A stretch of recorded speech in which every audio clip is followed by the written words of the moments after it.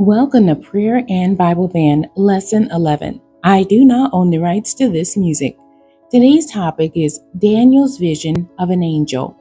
The background reading is coming from Daniel chapter 10, verses 7 through 15, Judges chapter 2, verse 1, Psalm chapter 34, verse 7, Hebrews chapter 1, verses 6 through 14, Colossians chapter 1, verse 16, 2 Peter chapter 2, verse 4. The devotional reading is coming out of Daniel chapter 8, verses 15 and 16, and Daniel chapter 9, verses 20 through 21. The central verse. I will read the King James Version first and then the New Living Translation of Daniel chapter 8, verse 25. And through his policy also he shall cause craft to prosper in his hand, and he shall magnify himself in his heart, and by peace shall destroy many. He shall also stand up against the prince of princes, but he shall be broken without hand.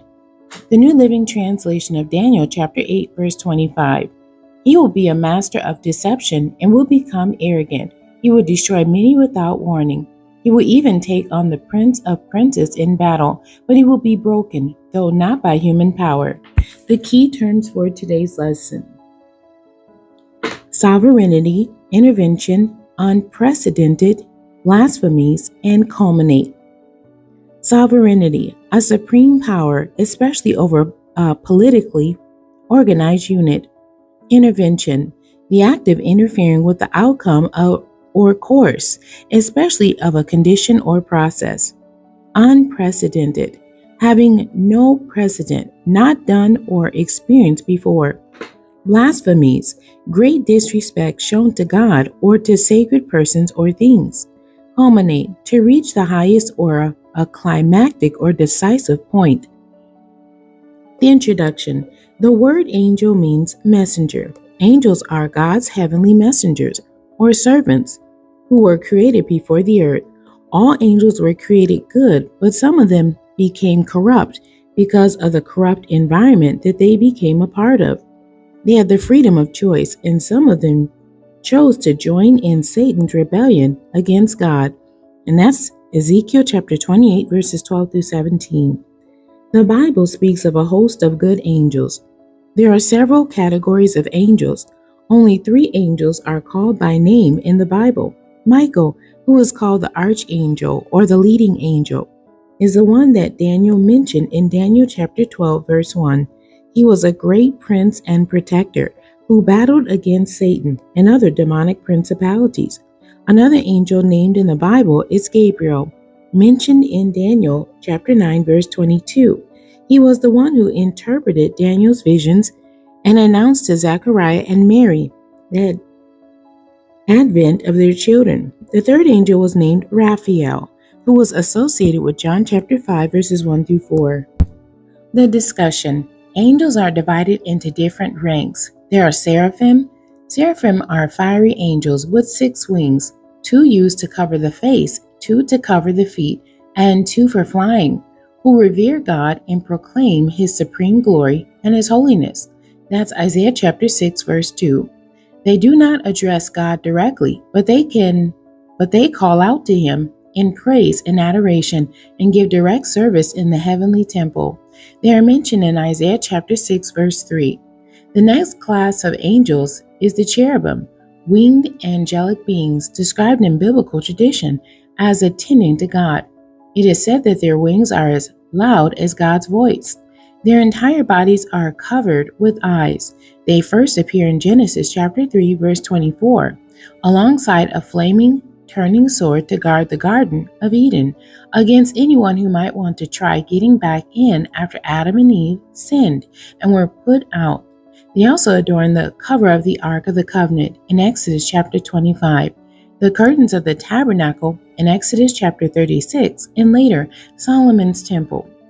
They could always be found guarding against people trespassing where they do not belong. They are considered as the angel of the second highest order of the ninefold celestial hierarchy. They serve as guides, attendants, and bearers of the throne of God in the Bible. They have human, animal, or bird-like attributes who serve as throne bearers of God. These cherubim have 4 faces that are depicted as an ox, a human, a lion, and an eagle. Angels are described in many ways throughout the Bible in both the Old and the New Testaments. In many places where they are mentioned in the Bible, it simply refers to them as an angel of the Lord. These angels act on behalf of God, communicating messages and acting as ministering spirits to those who will inherit salvation. And that's from Hebrews chapter 1, verse 14. Throughout the Bible, angels spoke to many people, bringing messages from the highest God. They didn't just speak to people, but they rescued Lot and his family out of Sodom and Gomorrah. One of them opposed Balaam and his donkey, and other angels nearly destroyed Jerusalem for David's sin in 2 Samuel chapter 24. When angels are talked about, it's important to include the account of the vision of Daniel of the angel. It is one of the most significant events that involves an angel. This vision is one of the most profound and detailed revelations given to Daniel. His vision provides insight into spiritual warfare, the role of angels, and the future events of the Jewish nation. This vision occurred in the 3rd year of Cyrus, king of Persia. Daniel had been in mourning, fasting for 3 weeks. The timing of this vision is significant because it follows the decree of Cyrus, allowing the Jews to return to Jerusalem, ending the Babylonian exile. Daniel received this revelation and gave a very vivid description of what he saw. He said that he lifted his eyes and saw a man dressed in linen with a belt of fine gold from Uphaz around his waist. His body was like topaz, his face like lightning, his eyes like flaming torches, his arms and legs like the gleam of burnished bronze, and his voice like the sound of a multitude. And that's Daniel chapter 10, verses 5 and 6. The presence of the angel was so overwhelming that Daniel's strength left him. He fell into a deep sleep with his face to the ground because of the awe and fear that he felt from this divine encounter. The angel touched Daniel and strengthened him, enabling him to get up and receive the message. The angel revealed to Daniel that his prayers were heard from the first day that he began praying and humbled himself before God. However, the prince of the kingdom of Persia held up the angel, who had the answer for 21 days until Michael, one of the chief princes, came to assist him in Daniel chapter 10, verse 13. This passage gives believers a glimpse into a scene where angelic beings contend against demonic forces influencing earthly kingdoms. Believers need to know that there are demonic spirits ruling the areas where they live, and sometimes they need to call out those principalities that are interfering with their prayers to God. The conclusion. The vision gave a detailed prophecy concerning the future of Israel and the fall and rise of empires. He told of events that would affect the future of the Jewish people. This prophecy included the time of the Persian Empire through the Greek Empire and highlighted many popular figures of that time. The vision culminated in a prophecy about the end times, including the rise of a king who would exalt himself above every god and speak blasphemies against the God of gods.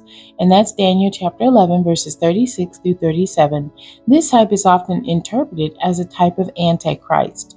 Michael, the archangel, is the great prince who stands watch over the sons of your people. His intervention is associated with the time of unprecedented distress for Israel, yet it also promises deliverance for those whose names are written in the Lamb's Book of Life. Daniel's vision of the angel stands as a profound testament to the sovereignty of God, the reality of spiritual warfare, and the assurance of divine intervention in the lives of God's people. The questions for today's lesson. Number 1, in this lesson, how long had Daniel fasted and prayed? Number 2, what caused the answer to his prayer to be held up? Number 3, what is the function of angels? Number 4, how many angels' names are mentioned in Scripture? Number 5, how does Daniel's vision of the angel relate to spiritual warfare? The essential thought: when you pray and it seems like the answer won't come, it may be delayed, but not denied. The end. God bless you and thank you for joining me today.